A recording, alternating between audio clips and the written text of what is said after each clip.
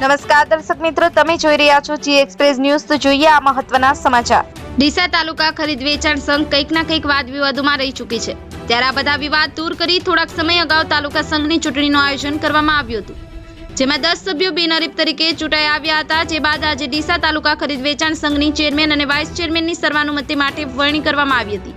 આજરોજ ડીસા તાલુકા ખરીદ વેચાણ સંઘની પ્રમુખ અને ઉપપ્રમુખની ચૂંટણી જાહેર કરેલી હતી, જે એજન્ડા મુજબ આજે 12 માર્ચના રોજ 11 કલાકે ચાલુ થઈ હતી, જેમાં પ્રમુખ અને ઉપપ્રમુખ તરીકે માત્ર એક ફોર્મ ભરાયેલ હોય।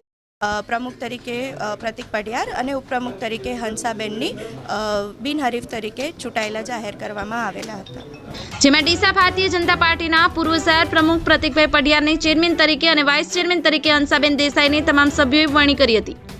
નામની જાહેરાત થતાની સાથે તમામ લોકોએ પ્રમુખ, ચેરમેન અને વાઇસ ચેરમેનને ફુલાર પહેરાવીની શુભેચ્છાઓ પાઠવી હતી। આ સમયે ભારતીય જનતા પાર્ટીના સભ્યો, પૂર્વ ધારાસભ્ય શશિકાંતભાઈ પંડ્યા તેમજ નામી અનામી વરિષ્ઠ લોકો હાજર રહ્યા હતા।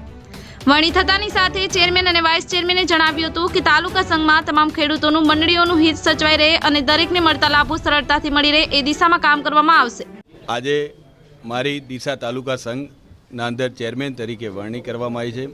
એ માટે હું ભારતીય જનતા પાર્ટીના અંદર ગુજરાત પ્રદેશ, બનાસકાંઠા જિલ્લો અને ડીસા શહેર તેમજ તાલુકાના ભારતીય જનતા પાર્ટીના હું ખૂબ આભારી છું કે મને આની જવાબદારી આપવામાં આવી છે। આ તો એક જવાબદારીના ભાગરૂપે છું, પણ અમારા 10 લોકો અમે ચેરમેન છીએ, એવો અમે વહીવટ કરીશું। અને આ ખેડૂતોની સંસ્થા છે, ખેડૂતો માટે ખૂબ સારું એવું, અને જેટલું બી બને એટલું મોદી સાહેબનું જે સપનું છે કે ખેડૂતોની ડબલ આવક, એના અંદર અમે જેટલો થોડો ઘણો સહભાગી થઈ શકીએ એવું અમે કામ કરીશું। અને અમારી ટીમ બહુ સારી છે અને પાર્ટીએ અમારા ઉપર ભરોસો કર્યો છે, એ ભરોસાને અમે કાયમ રાખીશું અને ખૂબ મજબૂતાઈથી અને સારી એવો વહીવટ અમે કામ કરીશું, જેથી ભાજપ પાર્ટીને, અમારી પાર્ટીને ખૂબ સારું રહે અને મજબૂત બને।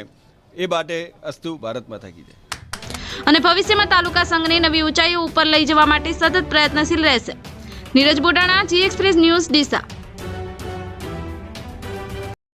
जी एक्सप्रेस न्यूज चैनल को सब्सक्राइब करना ना भूलें। ताज़ा अपडेट पाने के लिए बेल आइकन पर क्लिक जरूर करें।